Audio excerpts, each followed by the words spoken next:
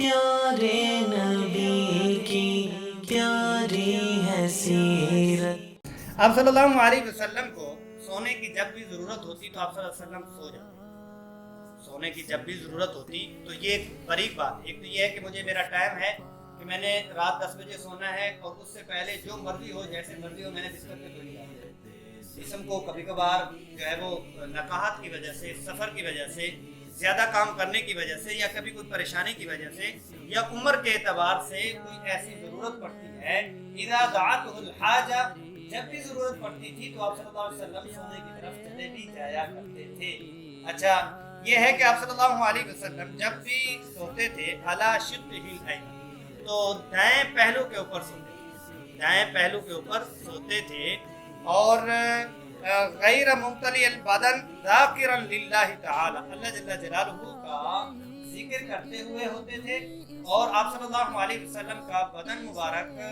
کھانے اور پینے سے بھرا ہوا نہیں ہوتا تھا۔ بہت مشکل تھی ہمارے لیے، تو بہت مشکل ہے۔ ہمیں نیند اسی وقت آتی ہے جب دوپہر کا کھانا فل کھا لیں، تو اس وقت نہیں بیٹھے بیٹھے سو،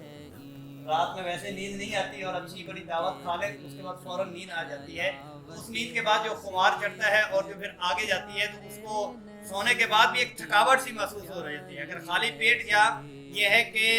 متوسط پیٹ میں کھانا ہو اور سو جائے تو اس کو جسم کو مستقل طور پر جو ہے وہ آرام ملتا ہے۔ سنت یہی ہے کہ مناسب کھانا جو پیٹ میں مختلف، مطلب کہ ٹکا کے بھرا ہوا نہ ہو۔ یہ نہیں ہے کہ آپ کھانا کھا کے نہ سوئیں، مستقل طور پر جو سنت ہے کہ ٹکا کے نہ کھوائیں، جیسے ہم دعوتوں میں یا ولیموں میں یا عام حالات میں جو ہے نا خوب کھاتے ہیں، پھر آخر میں پتہ چلتا ہے کہ یار سب سے اچھی چیز جو کھانے میں تھی وہ سویٹ ٹیسٹی۔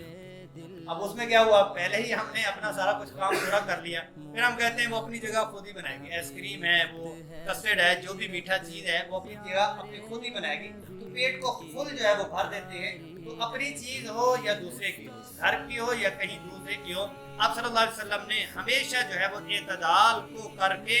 اور اپنے آپ کو، اپنی صحت کو دیکھ کے وہ کیا ہے، چیز کو دیکھ کے نہیں کہ آج چنگی چیز ملی ہے تو ذرا ٹکا کے کھا لو۔ آپ صلی اللہ علیہ وسلم کا مستقل طور پر یہی تھا۔ علی شقہ الایمن، کہ آپ صلی اللہ علیہ وسلم دائیں کروٹ میں سوتے تھے، دایاں ہاتھ دائیں رخسار کے اوپر اور بایاں ہاتھ بائیں پہلو کے اوپر، اور جو پاؤں مبارک ہیں، جو ٹانگیں ہیں، وہ تھوڑی سی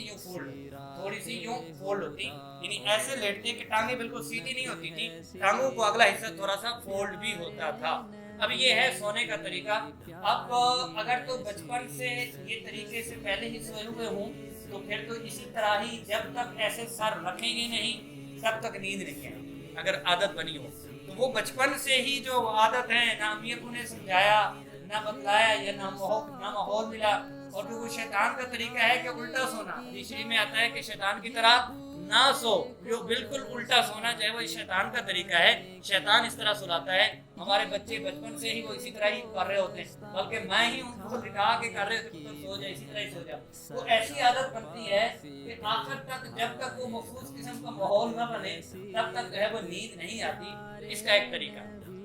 طریقہ وہ یہ ہے کہ جب ہم لیٹنے لگے، جہاں لیٹنے لگے، جس وقت لیٹنے لگے سونے کے لیے، تو تھوڑی دیر کے لیے یہ والی حیت بنا لیں،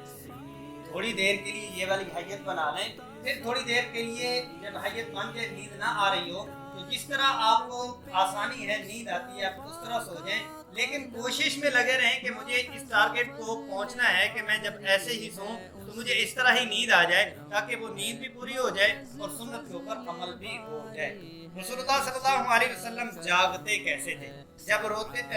سوتے تھے، کانا اذا اراد ان ینام وضع یدہ تحت راسہ ثم قال اللہم قنی عذابک یوم تبعث عبادک۔ یہ دعا پڑھا کرتے تھے کہ اللہ جب اپنے بندوں کو آپ کو